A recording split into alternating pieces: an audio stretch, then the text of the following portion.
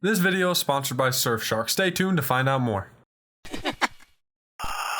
2012 was a pretty big year for gaming, with such games as Borderlands 2 and Diablo 3 hitting the world by storm. However, 2012 was an even bigger year for a certain subgenre of video games, one that in this year, the genre would change YouTube forever. I'm talking about horror games. Now, of course, things like Alien Isolation and Resident Evil 6 dropped. However, we aren't talking about big AAA horror games. We're talking about the smaller ones that YouTubers would just eat right up. Viral horror games. One popular example of this genre is Five Nights at Freddy's, which went from a failed Kickstarter made by a Christian dude to a multi-million-dollar game franchise with a movie coming out in October, all thanks to YouTube. Anyways, back to 2012, it contained some of the founders of this category. The first SCP Containment Breach game, Slender the 8 Pages, Sonic EXE, there were some heavy hitters. However, I believe there's one game that's better than those three that's not talked about as much today. It was fairly popular back in the day, but now when I bring it up, not a lot of people know what I'm referring to, and that's a crime in my opinion. I'm talking about the 2012 indie horror game I'm Scared.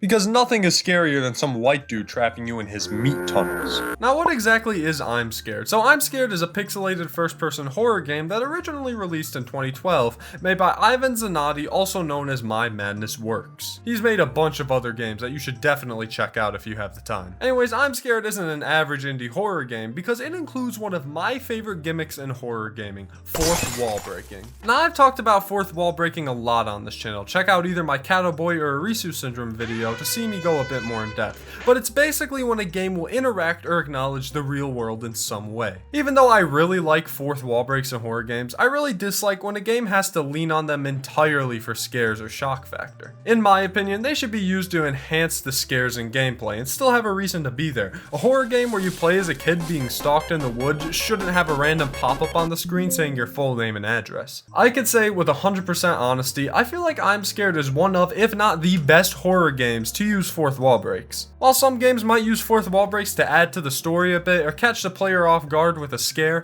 I'm Scared not only helped mold this gimmick into what it is today, but it uses its fourth wall breaks in a way to make the game a more enjoyable experience overall, not just the scares. Me personally, one more thing I don't like about fourth wall breaking is when a scary floating head tries to take over and haunt my computer, and that's why I use Surfshark VPN, the sponsor of today's video. Surfshark VPN is a virtual private network that keeps you safe while using the internet and allows you to switch your location at the click of a button. I've been using Surfshark for a while now. Most of you may have noticed it in past videos, and I am super hyped to be partnered up with them for this video. It's got a ton of uses. Are you afraid of a foreign entity invading your unsecure Wi-Fi? Surfshark encrypts your online data and prevents unwanted creatures from accessing your personal information and location. Besides protection, Surfshark also allows you to change your virtual location so you can access blocked content in your country. You ever want to get a little bit silly and watch some SpongeBob on Netflix, but you live in America where they hate SpongeBob on Netflix? Hop on over to a different country and unlock the treasure trove of underwater goodness, along with whole new libraries of content. Not only that, but Surfshark is one of the only VPNs to allow unlimited devices for a single account.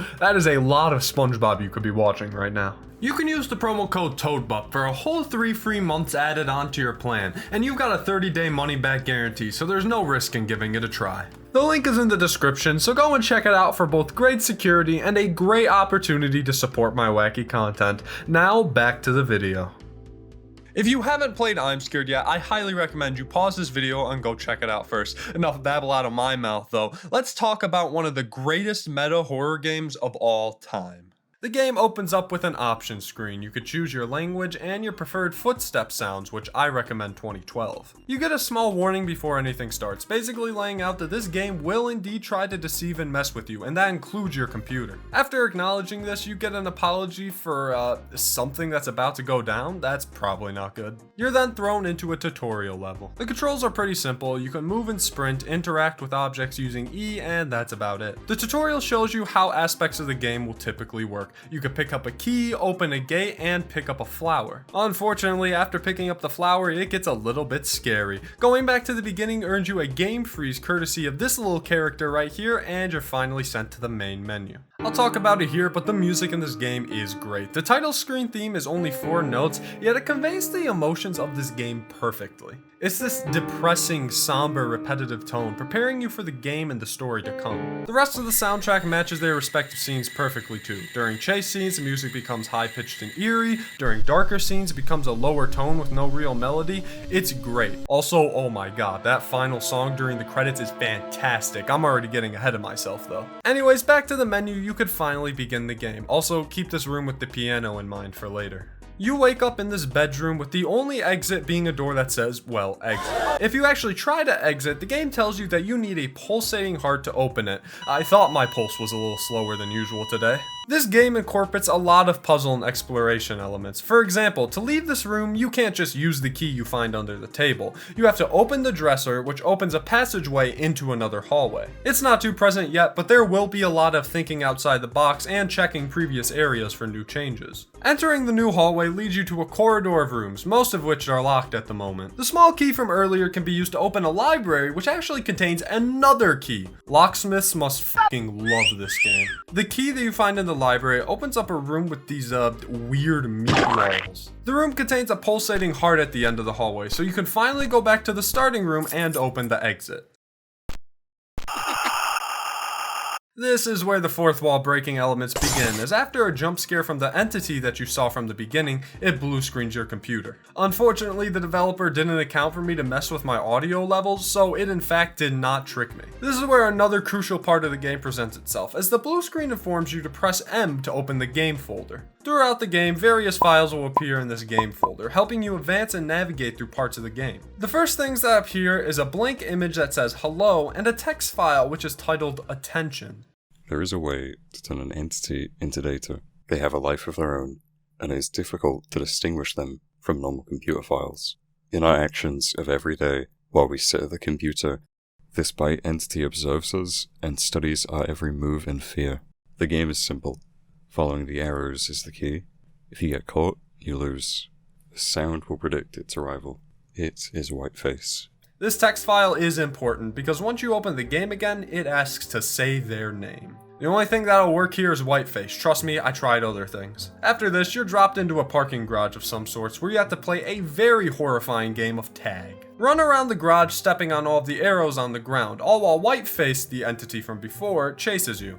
I hate the audio here because he gets so close to you and then the audio will just cut out and I'm too terrified to check if he's actually behind me or not, so I just keep running around like a maniac. Once you hit all of the arrows, an elevator will open up that'll take you to a different road. After Whiteface admits that they're a Toadbup fan and breathes across your screen, you encounter a gate. However, once you get to the gate, a YouTube video opens up titled How to Play I'm Scared. The person in the video basically explains what I've already said. Think outside the box, look for keys, don't get murdered. Following the man's directions, you find a key next to the road and open up the gate. You're finally back in the hallway from the beginning, and this time you can successfully make it to the exit door and use your heart to open it, marking the end of the game. The game is finally over.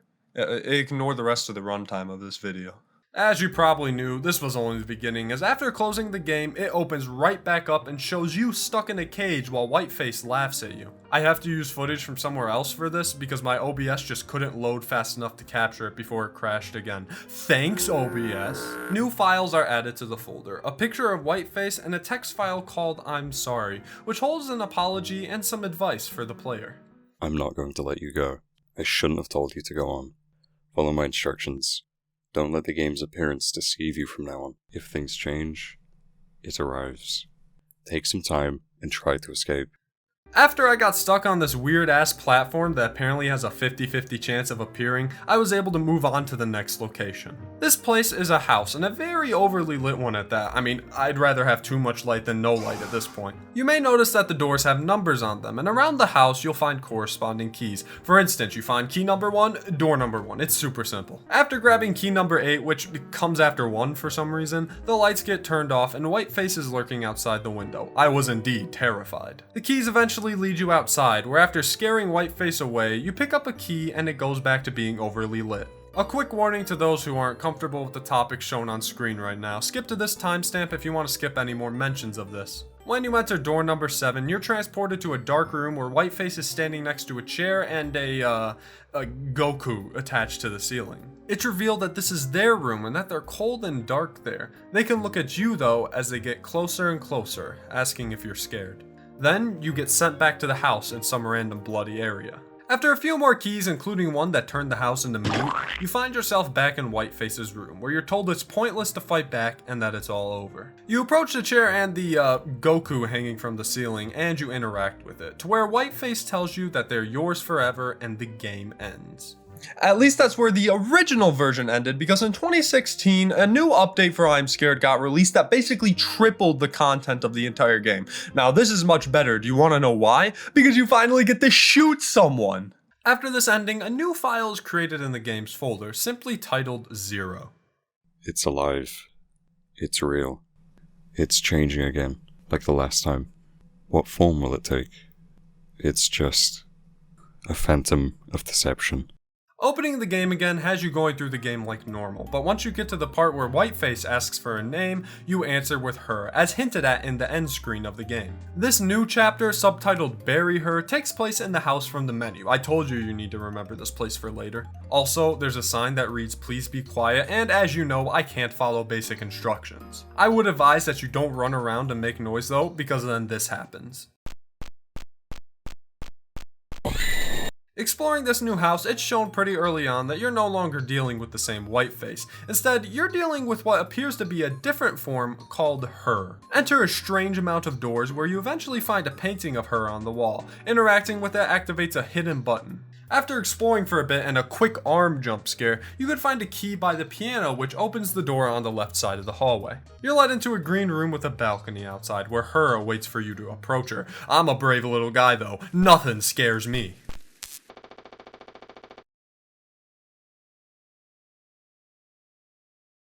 You know, this would be a lot scarier if my friend didn't boot up Terraria while it was happening. After another fake blue screen and game crash, going back to the balcony reveals a ledge that you can climb down from. However, to obtain a rope that you can use to climb down, you have to go back to the corridor on the right and go down into the basement. Also, her is now missing from the painting from earlier, but that's probably not an issue, I think, probably. You have to solve a puzzle involving counting the amount of pool balls and you'll get the rope. After this, you also get a fake achievement that jumps out at you, that's pretty cool. Also, the hallway you took now has a bunch of hers looking at you, but get ready to fucking book it because she starts hunting you down fast. Run back upstairs into the green room, and once you hit the rug, the game tells you to exit with another fake achievement. After that life-changing scuffle, you can finally climb down the balcony with the rope you've acquired. This next segment of the game has you navigating a forest maze, and after I got jump scared by this info sign, no joke, this was one of the only jump scares that actually got me, you can look into the game folder once more. This time you've got a map and a video showing you where you need to go next. It was very helpful.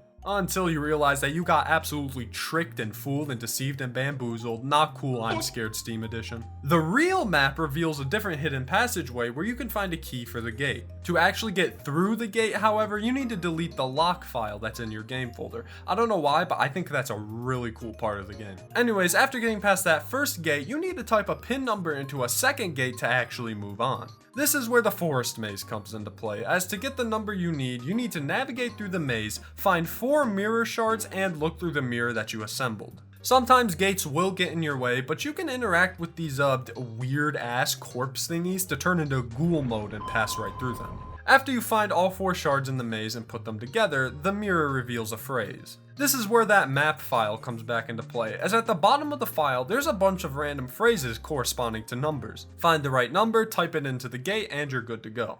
Like every other path in this game, you're back to the dark gray hallway once more. This time, you have to find a station key within one of the rooms, which leads you to this weird blue spirally room. After walking for a while and hearing someone rudely breathe down your neck, you approach another maze-like area. To escape this time, you have to navigate to phonographs playing music and destroy them one by one. Also, there's a white woman in this maze, so don't get exterminated by one like I almost did. The station key does live up to the hype, because now you're in a station. Now this part is actually pretty sick. To get the train ticket that you need to set your actual computer time to the proper one on the train schedule, which is when the truth train is coming by. What, like the truth DT?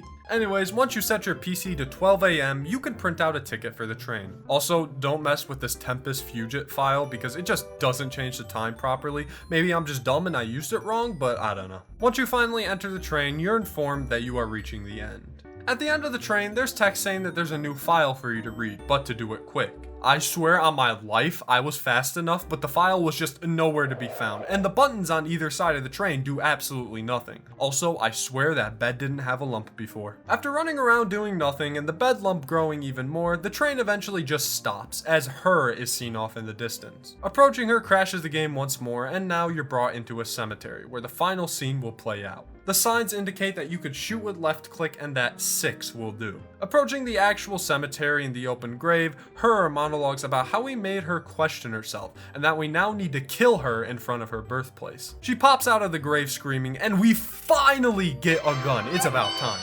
Sadly, you have 0 ammo, so you kind of just back up slowly and die. What you need to do is open up the file revolver and set the ammo to 6, like mentioned earlier. Now this time you could pump her full of lead and finally take her down, revealing that you were Whiteface the whole time?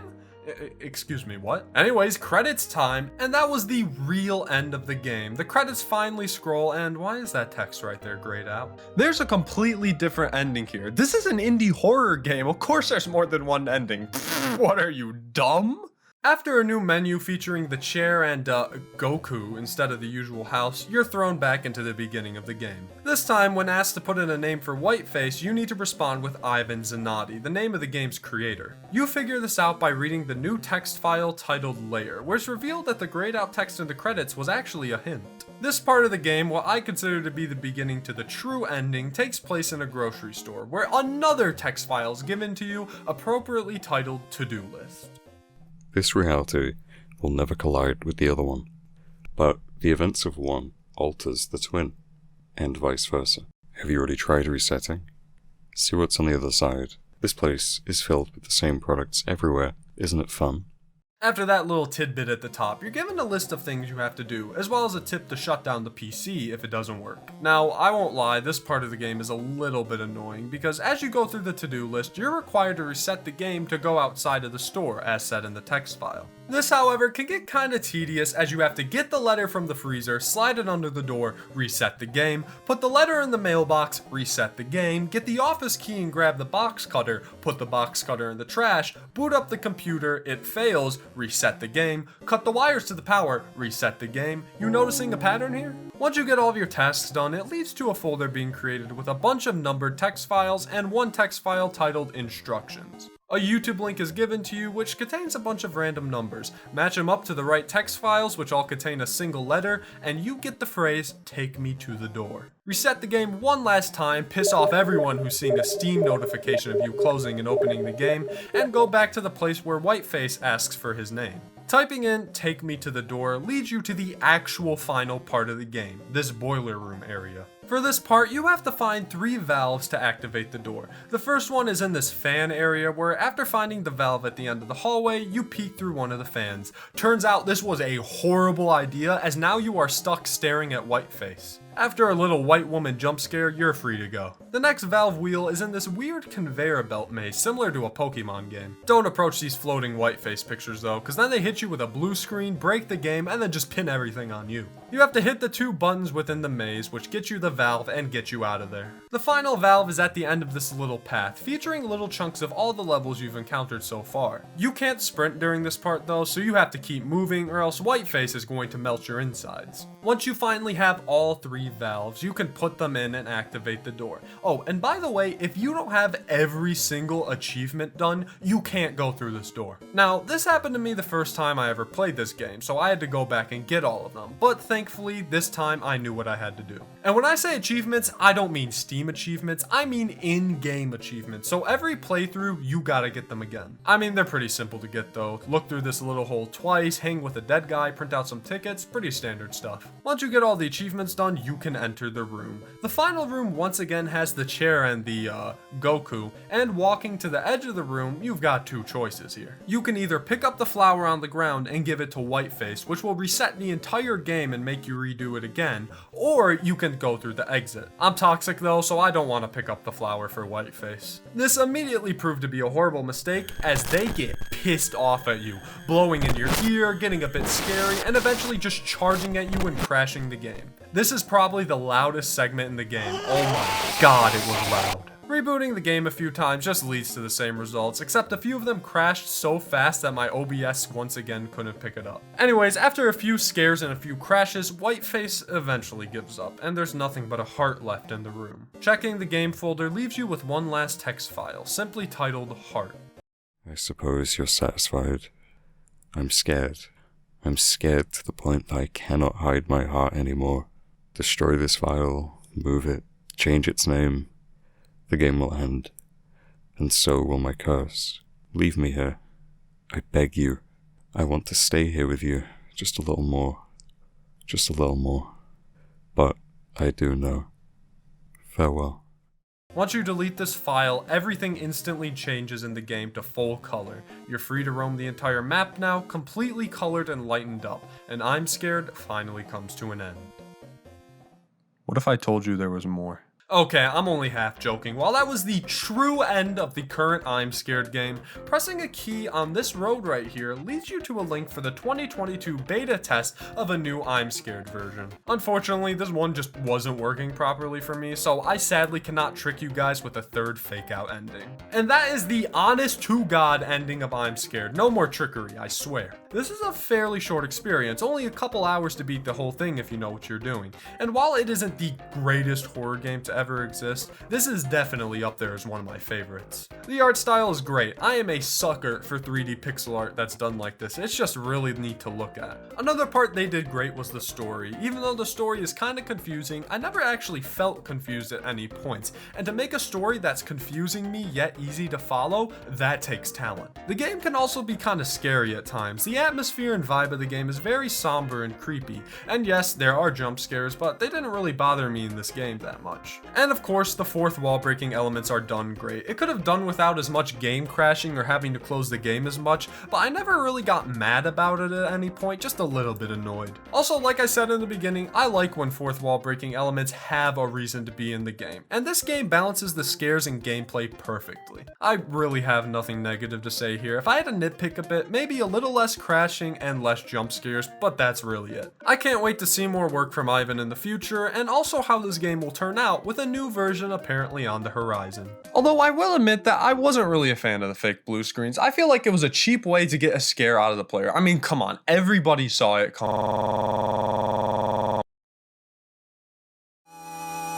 Getting fit and funky, is that your desire? Get down and move it till you catch fire. Dance and shake the soul.